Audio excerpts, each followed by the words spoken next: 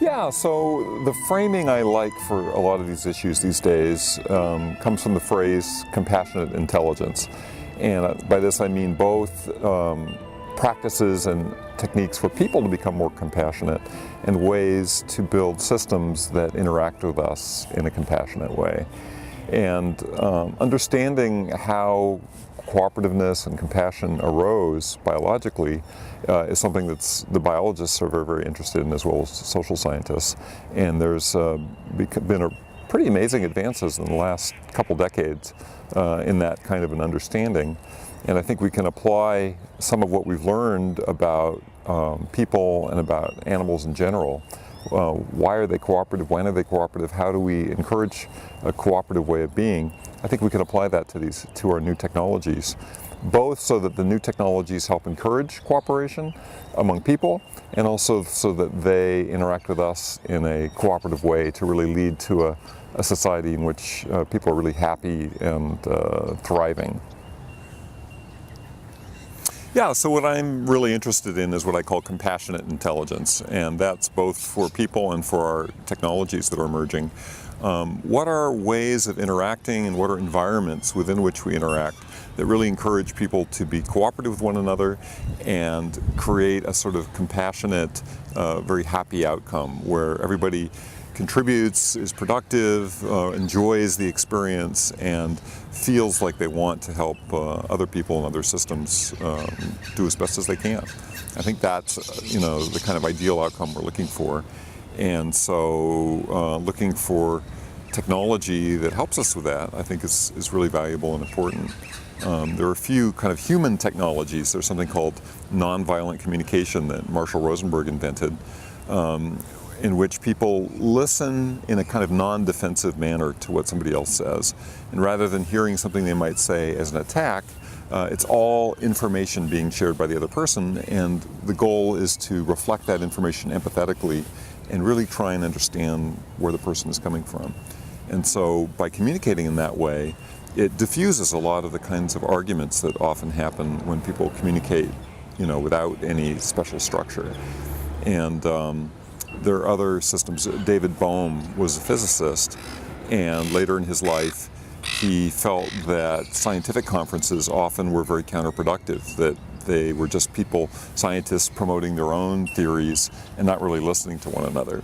And so to him, this was analogous to an electron passing through a material with a lot of resistance, whereas he had studied superconductivity, in which current could flow effortlessly in a superconducting material if the temperature is low enough.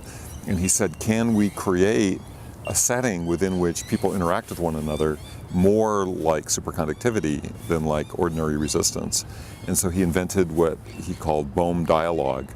And there's no leader, there's no set topic, and the main rule is that you don't argue or disagree with anything that anybody else says. You just allow what anybody says to kind of inspire you, and then you share your own feelings and thoughts about something, and it just goes from person to person, and it almost creates an environment in which there's a kind of group mind, in which a group can brainstorm and be creative together without having to be defensive and think, before saying something, somebody has to think about, oh, can I defend this? It sort of moves beyond notions of right and wrong, and it creates a very powerful creative space in which we had a group in Palo Alto for years that did this, and we came up with many amazing new and creative ideas that came out of that process. And so I think learning, working environments that bring out the best in people are a wonderful thing, and I think technology can really help with that.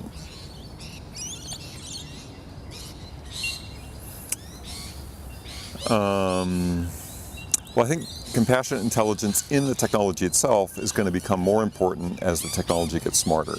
Most of today's technology is not at the level where it's even cognizant of what's going on, much less behaving in a compassionate way. But I think before too long, once systems have their own goals and begin interacting in that way, having them relate to us in a compassionate way in which it's supportive and cooperative will make an enormous difference on how it feels when you interact with these systems. So I can envision two futures. One in which it's extremely competitive and every day you're going out there trying to survive and, you know, do what you can to earn enough money to make it through the next day. Another environment in which you wake up excited to be alive, you have a sense of purpose and meaning in your life, that you want to take actions to help other people, to help the whole of humanity, and there's an infrastructure, the technology, you know, flows seamlessly with you. So today's technologies I often find myself coming away from them feeling frustrated. You look at something like a parking meter, you have to have the right change. You have to be able to figure out, well, how long do you want to spend in this parking space? What if your meeting takes longer than the parking meter? That's frustrating. Sometimes even finding where's the ticket, figuring out where you can park. You know, all those things, they just get in the way of the free flow of creative expression in life. And so it's an effective technology, parking meters, but it's inefficient, it's bureaucratic, and it doesn't really foster a positive environment for people. So what will motivate people to choose to use compassionate intelligence or compassionate technology? Well, I think if our technology is truly compassionate, really understands what we need, and helps us, we'll love using it. I mean, already today's technologies, you know, you use the iPhone. People love using their iPhone because it fits very naturally with the needs of living today. And so I would say that's, you know, an example of an early technology which is not only functional, but it's also emotionally intelligent in the sense of that it works with us in a way that feels good. And I think as technologies get smarter, as they really begin to interact with us, understanding our needs and wants, and they present to us an interface to the rest of the world that is in alignment with our needs and wants, it'll be a joy to use. And companies which produce technologies which don't have that quality will be annoying, and they'll feel bureaucratic, they'll feel stifling, they'll feel like you know, those telephone answering machines that, if you want to speak to the such and such department, push 1. If you want the such and such department, push 2. It's like, it's frustrating. It doesn't encourage, you know, the best of the human spirit. It creates an annoying situation. Like that bird before. Right. Yeah, so. Alright, so now with the idea, you know, the prisoner's dilemma, should they cheat and use tyrannical, incompassionate technology, or should they cooperate and use compassionate technology? There's a sort of fundamental paradox in the laws of physics.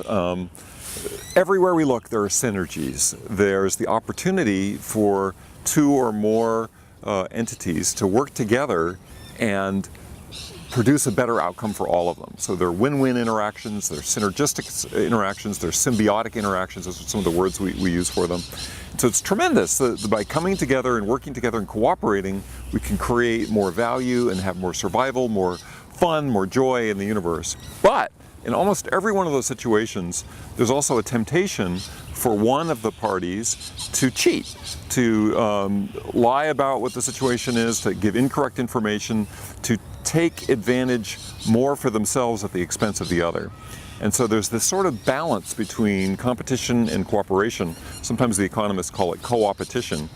And one of the challenges in creating a cooperative society is to find a way to make use of the benefits of cooperating, the synergies, while avoiding the difficulties, avoiding the competitive aspects which harm the overall good for the benefit of one of the parties. And so economists have created simple models. The most famous is called the prisoner's dilemma, which capture the essence of this paradox, that somehow by working together, everybody does better, but there's a temptation for one to exploit the others. And how do you avoid that? And so economists have studied a whole bunch of ways that cooperative outcomes can come about. And part of it is our very natures are made so that we feel good when we help others, when we cooperate with others. And so human nature has a natural propensity to help and be altruistic and to be cooperative with others. We also have a streak which is very egoic and self-oriented. And so inside every human mind, there's a battle going on. And there's an ancient Indian story about the two wolves. In every human heart, there are two wolves. One which, wants to the individual to thrive at the expense of everyone else, and the other that wants the entire group to survive. And a young child asks, well, which wolf dominates? Which one is the one that comes forth? And the answer to the parable is whichever one you put your attention on. And so there are human practices that go by the name of morality, by compassion, which help people connect more with the parts of themselves that contribute to the greater good and transcend the more egoic parts of themselves. Now, the ego is important too. Both of these are very, very important. But finding that balance and achieving true happiness, turns out the science of positive psychology has discovered that by giving your gifts to the larger group, that brings about more happiness for you as an individual than getting more stuff. Sort of an interesting aspect of the paradox. So how will we motivate bigwigs to use and promote compassionate technology? What I see as the internet is bringing people together across the whole planet. It, of course, is creating more opportunity for internet crime and, some of the problems that we see in sort of the competitive interactions. But it's also creating tremendous compassion. And there are amazing groups springing up all over the internet where people are acting to help one another and to support people doing things even halfway across the world. And so I'm expecting that as humanity becomes more interconnected and as our powerful, intelligent technology helps people work together more, that is going to encourage the more cooperative side of things. As people have, cell phone cameras and record, police officers beating up clients, or countries attacking the monks, in their society, and people record that, it creates tremendous social pressure to behave in a more humane and moral way. And so I expect the dynamics of humanity to move in a very positive and cooperative way. In order to ensure that the technology does that, I think we need to understand it at a deeper level, and we need to explicitly design our technology to be not just intelligent, but to be compassionately intelligent, to have wisdom in addition to intelligence.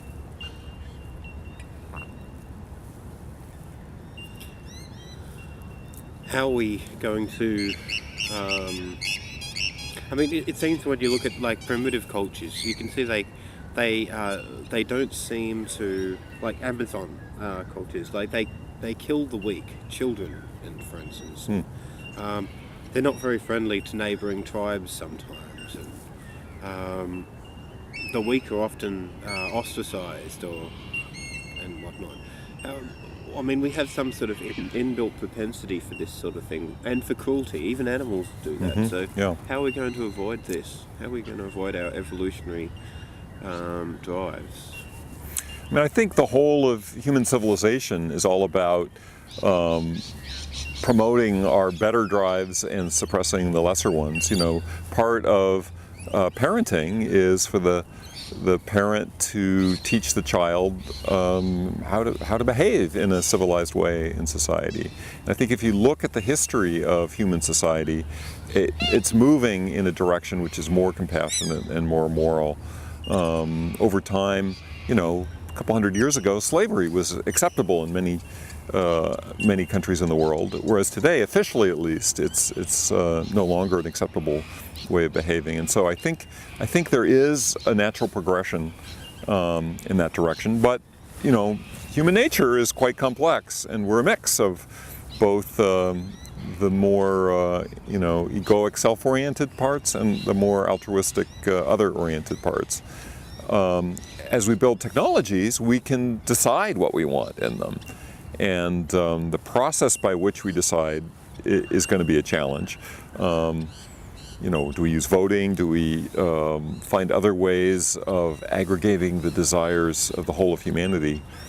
But I'm hopeful that we will find ways to make choices that really support the best of what humanity has to offer, and that our technology will actually create a more compassionate and cooperative world than we've been able to so far with just humans. I mean, just at the simple base level, there are many societies in the world today where you have to really, watch your wallet as you're walking in a public space, that you might get mugged or, have your things stolen, or you might be attacked, and you have to be watchful and fearful. In a future society in which there's greater accountability, that whatever actions you take, you will be responsible for, and it'll be tied to you, then that will, I believe, cause people to behave in a much more civilized way, and that will in turn create a much freer public space where you're free to talk to anyone, because they're not going to attack you, because their own personal benefit is to not attack you. And so you can shift the social contract, the rules by which people interact with one another and with society, to make it so that it's a fairer and happier place to be. Well, the way we do it today, I mean, in the US at least, I'm not sure how it is in Australia. In the US, corporations by law are for-profit corporations are profit-maximizing entities, but they're subject to the rule of law, and the idea is that we create laws that restrict egregious behaviors and encourage, positive behaviors. In the U.S. we have a constitution which, guarantees the pursuit of happiness to every person. That's sort of one of the stated goals.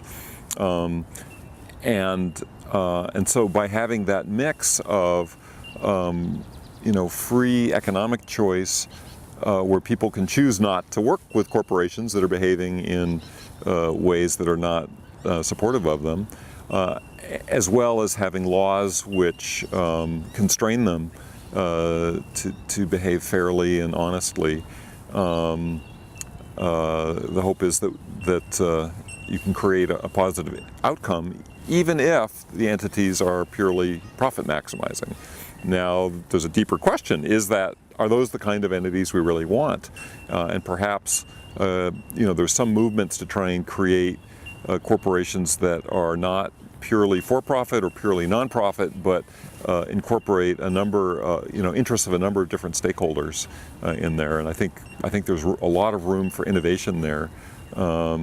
Exactly how to do that. I mean, one of the challenges is trying to maximize any function, like a utility function, tends to create side effects which are not necessarily positive. And so, but if we get away from having a clear goal to maximize, what do we use in place of that? And so one approach is to try and create goals which are more compassionate, which are more aligned with the greater good. But there may be other approaches. There may be other things we might try as well. So I think there's a lot of room for innovation and creativity in figuring out, better social contracts, better, forms of utility that might be used. All right. So today, there's a lot of motivation for people to get rich and to rise above the norm of society. Do you think that's a useful phenomenon, and do you think it will be useful moving forward into the future? Well, I mean, it has, I think, both positives and negatives when you look at it from a perspective of the whole society. It creates incentives for people to, achieve their best. If there's the possibility of making lots of money, people will express themselves and get rewarded for that, and that seems like a wonderful thing.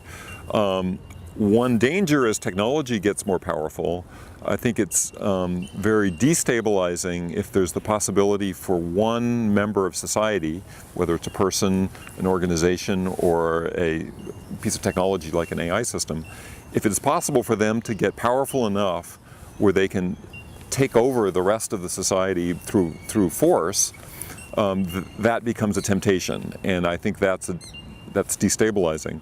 So I believe that probably we want to limit the maximum size, the maximum amount of wealth or energy that any particular entity can get, purely for safety reasons. Exactly what size that should be and how that should work is not so clear. One friend recommends, when a corporation reaches a certain size, it gets split in two, so it creates a more competitive environment. That's a sort of natural way to deal with monopolies. Today we have antitrust regulations for exactly these kinds of reasons. Monopolies tend to have the potential to become abusive when they control some essential product or service in a society. And as our technologies become more powerful, I think the potential dangers become much larger, and so it becomes more important that we really clearly think through that. On the other hand, we don't want to create, massive bureaucracies that get in the way of the free creativity and life expression of individuals. And so the balance between prudent restriction and individual freedom, it's been one of the big battles throughout history in how we structure human society. I think those battles are going to become sharper as technology gets more powerful. But I think we'll also have tools that will enable us to refine the terms of the disagreement. It won't be some crude tool like taxation and creating a welfare state. It'll be much more refined and subtle. You talk about a social safety net. What sorts of technologies will be involved in stabilizing the growth of powerful technology, so there's time to work out how to implement friendliness in artificial intelligence and how to stop grey goo scenarios and things like that? Yeah, some people talk about the singularity as this extremely rapid event, maybe a few days or a few years, something on that time scale. That makes me nervous because I think radical change in human society will take us time to integrate. And if the technology is moving ahead so quickly, I'm not sure that we'll be able to adjust our social institutions to really deal with and reflect the new realities. So I would like to see things go slowly. Whether that's possible or not depends on both technological issues and on political issues. I've been working to design technology that can ensure a kind of slow, gradual, and safe development of some of these things. Whether there's the political will to make that happen around the world, it's not at all clear to me. And so I think it's going to require both sides of things. But technologically, I'm fairly confident that it's possible. The basic idea is you don't allow intelligent systems to freely operate in the world. And in particular, you don't allow them to change themselves in arbitrary ways.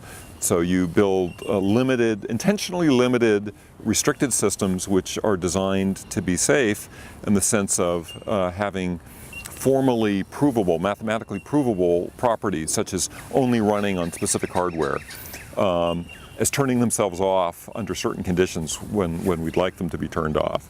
It's not making copies of themselves, not running on other hardware, not making arbitrary improvements to themselves. Imposing those kinds of restrictions at a very fundamental mathematical level will enable us to trust those systems enough to allow us to use them to develop more sophisticated systems, and in the process of developing and studying and experimenting with and simulating new social contracts and seeing what outcomes we get, so that we become very confident that a potential set of rules will actually yield the kind of society we want, rather than just sort of trying something and discovering, oh my goodness, that there was something we didn't think about there. And so I see a gradual unfolding of a sequence of technologies. The initial ones are very restricted, but still smart enough to help us in designing the next level, and the next level can be less restricted, and so on until we get from where we are today to a future in which our values are reflected in a very positive way, and at every step of the way, it's a safe development. What do you think will be the most dangerous technology in the future out of the big three, nanotech, biotech, or AI? Well, my sense is that the biggest dangers will be early on because we don't have a safety net in place. And so right now, if somebody were to develop a deadly virus, we have only crude ways of detecting that it happened, where it happened, and trying to stop it. And so I think until we get more intelligent systems helping us, it's a bit worrisome, and I think probably we should be limiting who has access, say, to biotechnology labs. As nanotechnology starts coming on the scene, I think the issues get even more significant, and I believe that we want to limit access in the early stages, at least, to those systems as well. That takes political will, and where those discussions take place and how that's going to play out is not at all clear to me. Do you think society as it exists now would vote for a political party that wanted to limit the use of nanotechnology and biotechnology when there's plenty of people who could starve or die or not live for long periods of time without rapid growth?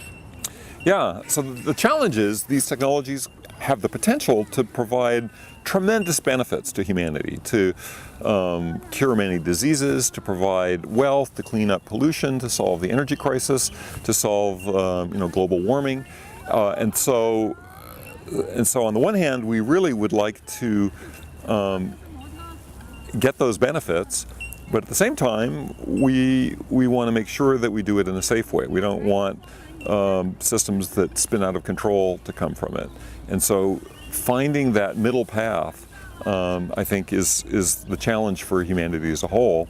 And how we do that, how we get the discourse to be intelligent enough about what the true risks and benefits are, I think that's one of the challenges. I'm not really sure what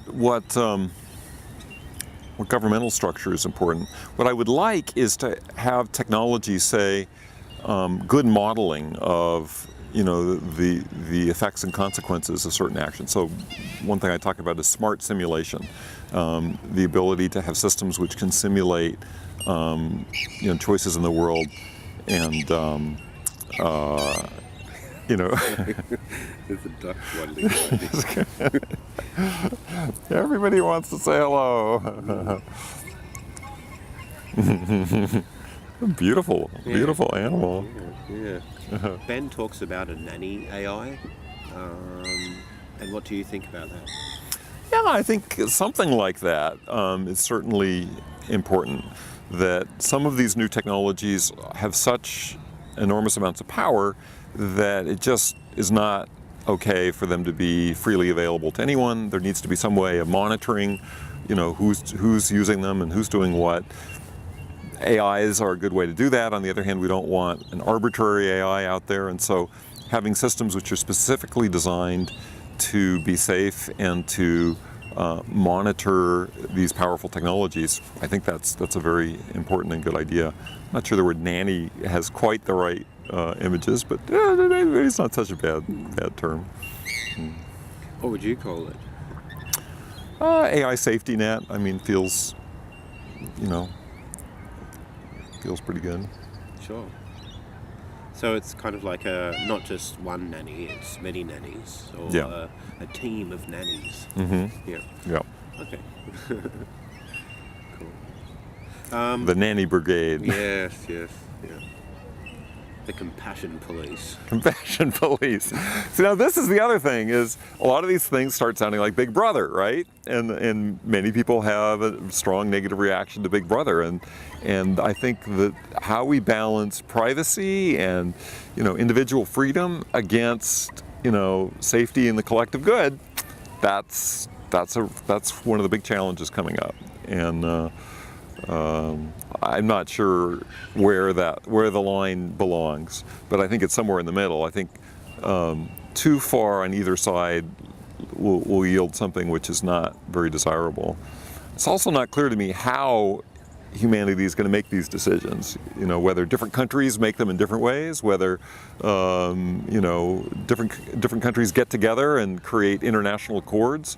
Some of these things, extremely powerful technologies like nuclear weapons need to be regulated at a global level, and all countries need to agree on it. And we've been doing that with nuclear weapons. I think the same thing's going to have to happen with biotechnology, nanotechnology, and maybe even robotics.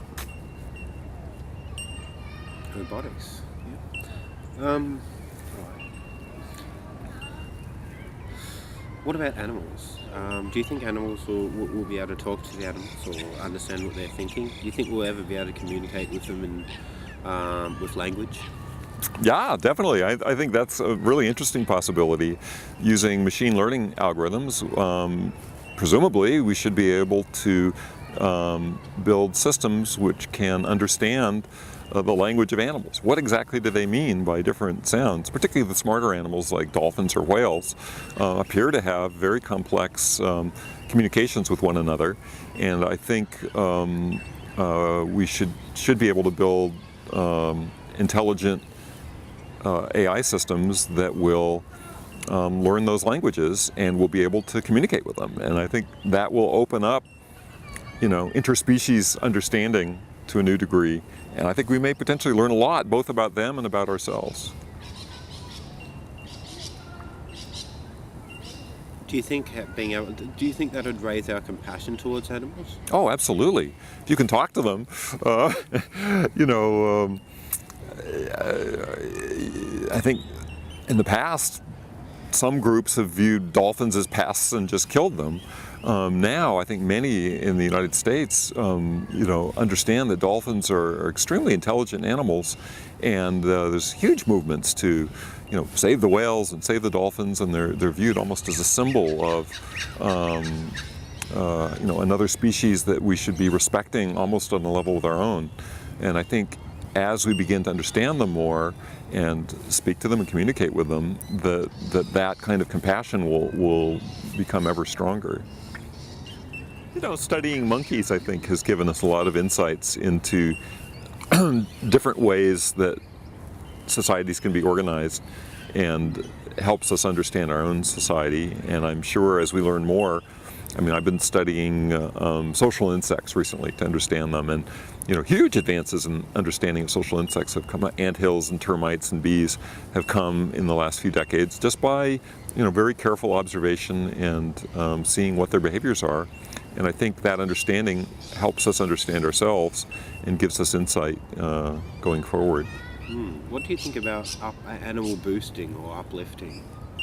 Well, I'm a bit, I'm not all that excited about being uploaded myself. The notion of uploading is somehow scanning your brain and simulating it in a computer. Things to enhance intelligence, that's more interesting.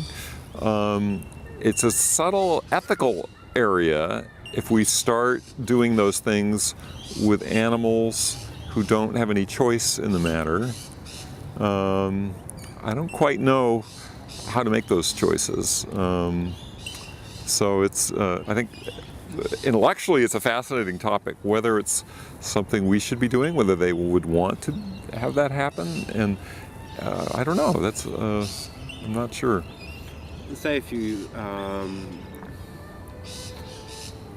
augmented the intelligence of a dog, and then it told you, yes, I like this, would you find that, and you did it to another dog, and they all seem to like it, Would you see that as good enough grounds to assume that all dogs would be interested in that sort of thing? And giving them the choice maybe after, if they want to go Going back? Yeah. Where do you stop, though? Do you take people who are maybe not as intelligent and sort of augment them, whether they want to or not? And it gets into some very dicey areas, and I think that's an example of something where we need to do a lot of thinking and a lot of soul searching and create a set of moral values and moral guidelines. And I think we don't want to rush into it, but we want to do it carefully.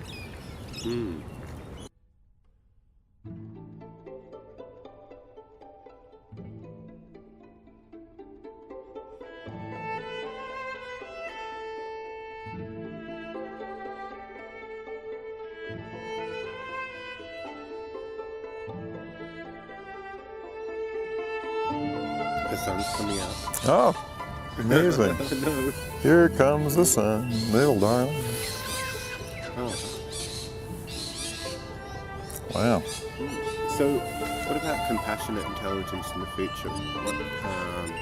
How will it take shape, and how will people be motivated to use it if it's something to use?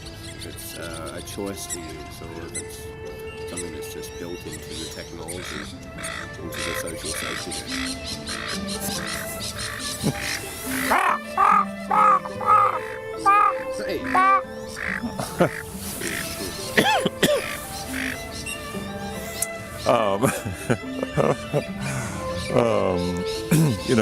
Today technology like parking meters often cause terrible frustration. You have to have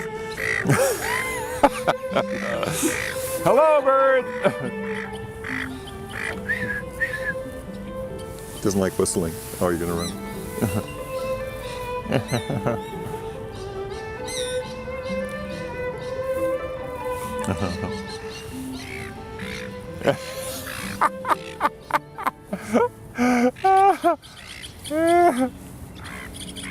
He knows how to be as annoying as possible. Right. So where were we?